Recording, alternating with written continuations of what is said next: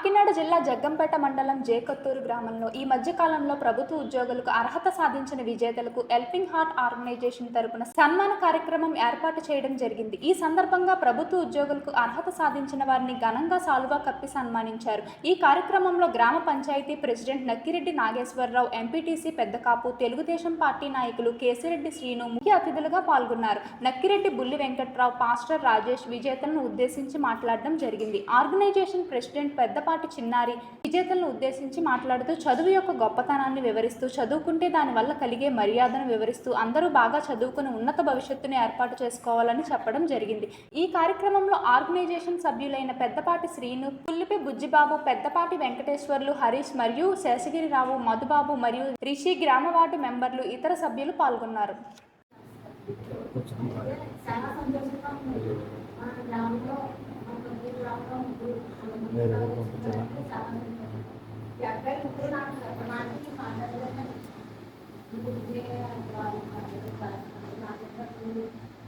ఎప్పుడైనా సరే చాలా కష్టపడి వాళ్ళకే చాలా కష్టం పెట్టుదని వాళ్ళు మట్టి వాళ్ళు కూడా కష్టపడి ఏదైనా గొప్ప సంపాదించుకుని కష్టపడి చదివి సాధించినట్టు చాలా సంతోషంగా ఉంటుంది.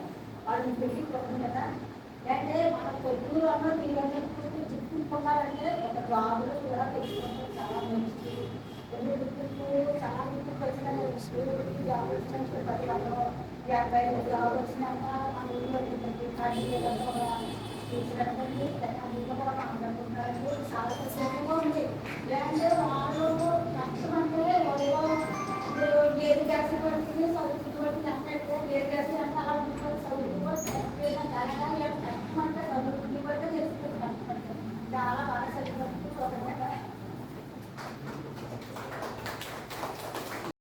ఎన్ని అవర్స్ కూర్చొని వాళ్ళు చదివి ఇంత కాంపిటీషన్గా జాబ్ పట్టడం అనేది చాలా కష్టమైన పని. ఊళ్ళో 3 ఉద్యోగాలు తెచ్చుకొని ఊరికే మంచి పేరు తీసుకొచ్చారు.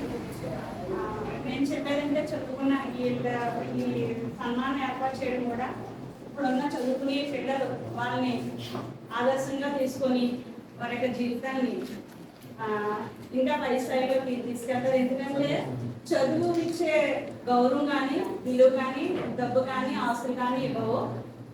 చదువు మాత్రమే మనని ఒక గౌరవమైన స్థాయిలో నిలబెడుతుంది.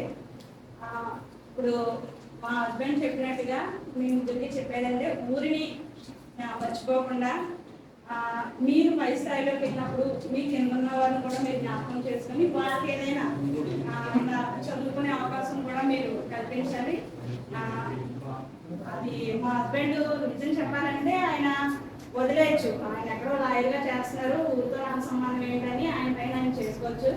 కానీ నాట్లాగే వీళ్ళలో కూడా మంచి స్థాయిలోకి రావాలన్న ఉద్దేశంతో ఈ కార్యక్రమాలన్నీ చేస్తారు. మీరు కూడా అలాంటి ఆలోచనని పెట్టుకొని మీ పక్క వాళ్ళు కూడా అభివృద్ధి చెందడానికి మీరు ఒక సహకారం అందించాలి. అలాగే మీ యొక్క తల్లిదండ్రులు ఎవరైతే ఉన్నారో వాళ్ళందరికీ కూడా నేను నిజంగా అభినందన తెలియజేస్తున్నాను. అమ్మా, పిల్లలు ఈ విధంగా ఉన్నారంటే తల్లిదండ్రులు కష్టము, వాళ్ళకి బాధ. మీరు కూడా తల్లిదండ్రులు ఎవరైతే ఉన్నారో వాళ్ళు ఎవరైతే పిల్లలు ఉన్నారో వాళ్ళు చదువుకోవడానికి మీరు అవకాశాలు కల్పించండి. ఏదో పని ఉందని పనికి తీసుకెళ్ళిపోయి చదివించకుండా మధ్యలో స్కూల్ ఆపింగ్ చేయకుండా మీ పిల్లలు ఎవరైతే ఉన్నారో వాళ్ళు చదువుకోవడానికి మీరు వాళ్ళకి సహకారం అందిస్తే వీళ్ళలాగే వాళ్ళు కూడా పై స్థాయిలోకి వెళ్తారు. మనం ప్రయత్నం చేయాలి. కొంతమంది ఆ ప్రయత్నం లేక చాలా వెనపడిపోతూ ఉంటారు. ప్రయత్నం లోపం ఉంటే ప్రయత్నం లోపం లేక ప్రయత్నం చేసుకుంటే కనుక చాలా మంది డబ్బు లేని వాళ్ళు, చాలా మంది గొప్ప అయ్యే వ్యక్తులు మనం చూస్తుంటాం. ఏపీజే అబ్దుల్ కలాం గారు కానీ, లేకపోతే పరిపాలన చేసే నరేంద్ర మోడీ గారు కానీ, ఎవరైనా సరే సినీ ఇండస్ట్రీలో ఉన్నటువంటి పెద్ద పెద్ద హీరో చిరంజీవి కానీ, వీళ్ళందరూ లైఫ్ జీవిత చరిత్ర చూసుకుంటే కనుక అందరూ కూడా ఒకప్పుడు బాగా డైలీ స్థితిలో నుంచి ఉన్నత స్థితి చేరుకునే వ్యక్తులే. ప్రయత్న లోపం లేకుండా ప్రయత్నం చేయాలి. మీరు ప్రయత్నం చేస్తే కనుక ఎప్పటికైనా సరే మీరు అనుకున్నటువంటి ఆ లక్ష్యాన్ని చేరుకుంటారంటే అది దానికి ఉదాహరణ ఈ ముగ్గురు యొక్క లైఫ్ స్టైల్ కూడా చూసినట్టయితే పెద్ద ఆస్పర్యం కాకపోవచ్చు. వెనకాల ఆర్థికంగా కూడా సహాయం చేసే వాళ్ళు కూడా లేకపోవచ్చు, కానీ ఒక లక్ష్యాన్ని ఏర్పాటు చేసుకుని ఆ లక్ష్యం మీద పరిగెత్తారు కాబట్టి ఇవాళ ఈ స్థితిలో మీరు ఉన్నారు. ఈసారి నుంచి అంటే ఎంజాయ్ చేయడమే మనిషి యొక్క లక్ష్యం కానీ కొంతమంది మనం చూసుకుంటాం చిన్నప్పటి నుంచి కూడా. ఫస్ట్ పెద్దవాళ్ళంతా ఏం చెప్తుంటారంటే ముందు ఎంజాయ్మెంట్ కాదు, మీ యొక్క లైఫ్ కొన్ని ఏర్పాటు చేసుకుని ఆ విధంగా కష్టపడి తర్వాత ఎంజాయ్మెంట్ పెట్టుకోవాలి. ఇప్పుడు ఈ ముగ్గురు జాబ్ వచ్చిన ఈ ముగ్గురు కూడా జాబ్ చేసుకుని ఎంజాయ్మెంట్ చేసుకుంటారు, ఇంకా జీవితం ఉంది.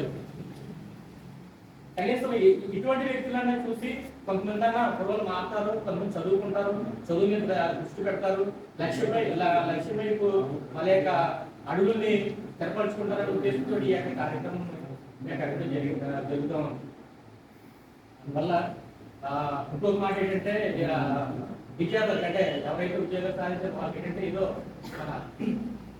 ముందుకు చెప్పినట్టు ఏ దేశం కానీ ఎందుకు రాలేదురా అవతరానికి విద్యార్థి ముందు భారతిని ఇక్కడానికి ఇందు గౌరవం. అంటే మీరు ఎక్కడ పని చేసినా అంటే మీరు ఏ స్టేట్ లో పని చేసినా ఈ స్టేట్ లో కాకపోతే ఇదే స్టేట్ లో మీరు ఏ ప్రాంతంలో పని చేసినా మీరు ఎక్కడ పని చేసినా సరే సొంతంగా సొంత తల్లి మర్చిపోకూడదు. అంటే సొంత తల్లి మీరు ఎలా వచ్చి వాళ్ళతో పని వచ్చి అమ్మకి బాగుండో లేదో చూసుకుని మీరు ఎలా వెళ్తారో అలాగే సొంత కూడా మర్చిపోకూడదు. మీరు ఏదైతే పొజిషన్లోకి వెళ్ళారో మా పక్కన కూడా అదే పొజిషన్లోకి వెళ్ళాలి, కానీ మీరు ఆ మార్పు కూడా మీ మనసులో కూడా కలిగి ఉండాలని, అలా కలిగి ఉన్నప్పుడే మన గ్రామం కూడా అభివృద్ధి చెందుతుందని ఈ యొక్క సభాముఖంగా కూడా మిమ్మల్ని కోరుకుంటా ఉన్నాను. ఎందుకంటే 2 సార్లు పబ్లిక్ మీటింగ్ లో కూడా రాజకీయ మీటింగ్ చెప్పినప్పుడు చాలా మంది మనసులో నవ్వుకుండా ఉండొచ్చు. తొత్తులు అనే ఊరికి అసలు రికగ్నైజ్ లేదండి, తొత్తులు అంటే ఎవరు తెలియలేదు అని ఒకసారి చెప్పాలి. అందరూ కూడా ఇటీలా మాట్లాడుతున్నారు. నిజంగా తొత్తులు అనేది ఎవరికి తెలియదు. జగన్పేట చెప్తారు, రాజపేట చెప్తారు, బలిసారి చెప్తారు, మధ్యలో తొత్తులు అనే మాట ఎవరు మాట్లాడరు. ఎందుకంటే సరైన గుర్తింపు లేక. ఇదే విధంగా సంవత్సరం ఒకసారి 2, 3, 4, 5 జాబ్లు పట్టుకుంటే అనుకోండి, మొత్తం మన ఊరంతా కూడా ఎంప్లాయీస్ ఫాలోయింగ్ అయిపోతుంది. అప్పుడు ఖచ్చితంగా పేరు వస్తారు. ఎవరో మనకు పేరు ఏమవుతుంటారు లేదు, మన పేరు మనమే సంపాదించుకోవాలి. అవసరమైతే మనం అంటే ఇష్టం లేని కూడా ఒక్కొక్కసారి ఒక్కొక్క టైంలో మనం చూసి చేతి దండ పెట్టి ఇలాగే మన లైఫ్ స్టైల్ మార్చుకోవడం తప్ప ఎవరో వరాలు ఇచ్చేసి మన లైఫ్ స్టైల్ మార్చుకుంటే చాలా భ్రమ. ఆ యొక్క ఉద్దేశం చెప్పడం కోసం ఇవాళ మీటింగ్ పెట్టడం, అలాగే ఈ ముగ్గురిని కూడా ఉద్దేశించి మన కథలో ఎవరన్నా మాట్లాడినట్టే కనుక